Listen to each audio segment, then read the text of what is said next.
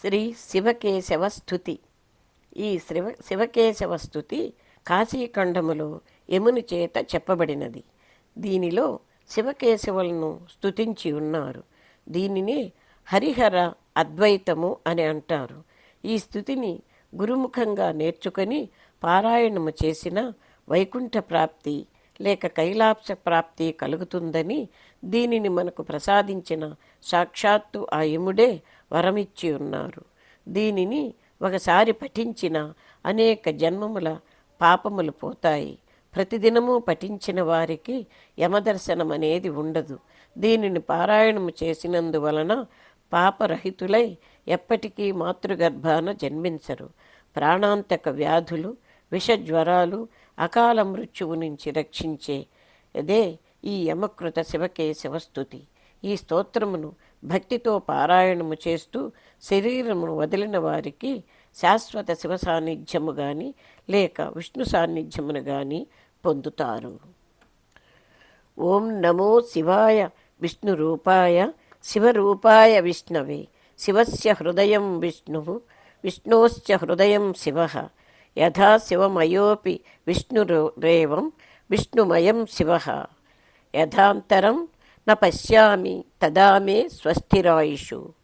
యథాంతరం న భేదస్యు శివరాఘవ్ యోస్తదా.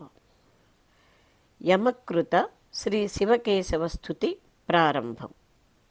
ధ్యాన శ్లోకం. మాధవో మాధవావీశౌ సర్వసిద్ధివిహాయినౌ వందే పరాస్పరాత్మానౌ పరస్పరనుతి ప్రియౌ. స్తోత్రం.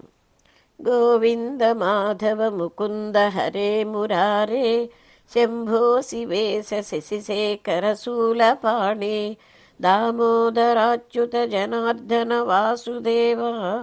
త్యాజ్యా భటాయ ఇతి సంతతమామనంతి.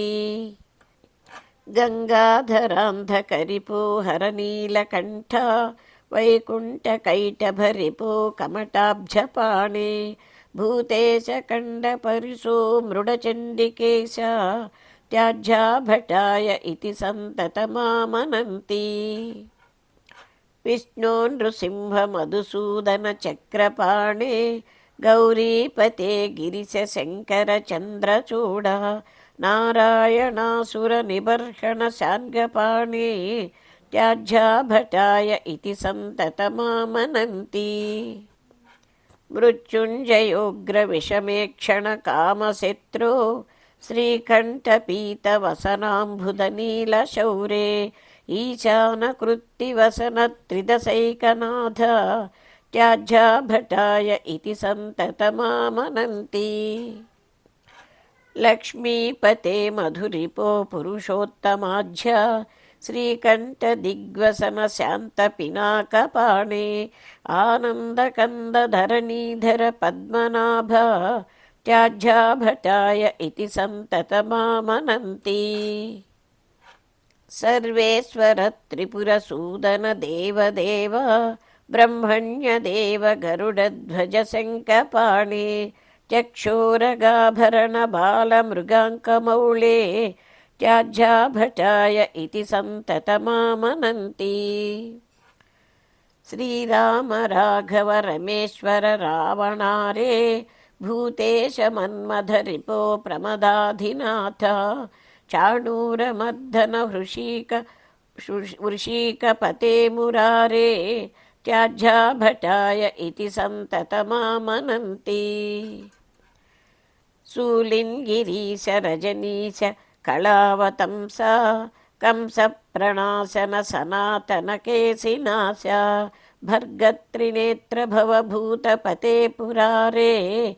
త్యాజ్యా భటాయ ఇతి సంతతమామనంతి. గోపీపతే యదుపతే వసుదేవసూనో కర్పూర గౌర వృషభధ్వజపాలనేత్ర గోవర్ధనోద్ధరణ ధర్మధురీణ గోప. త్యాజ్యా భటాయ ఇతి సంతతమామనంతి. స్థాణో త్రిలోచన పినాకధర స్మరారే కృష్ణానిరుద్ధ కమలాకర కల్మషారే विश्वेश्वरत्रिभदगार्धजटाकलाप त्याज्या भटाय इति सन्ततमामनन्ति अष्टोत्तराधिकशतेन सुचारुनाम्नां सन्दर्भितां ललितरत्नकदम्बकेन सन्नामकां दृढगुणां द्विजकण्ठगां यः कुर्यादिमां स्रजमहो स यमं न पश्येत्. యమకృత శ్రీ శివకేశవస్తుతి సమాప్తం. నారాయణాయ విద్మహే వాసుదేవాయ ధీమహి తన్నో విష్ణు ప్రచోదయాత్.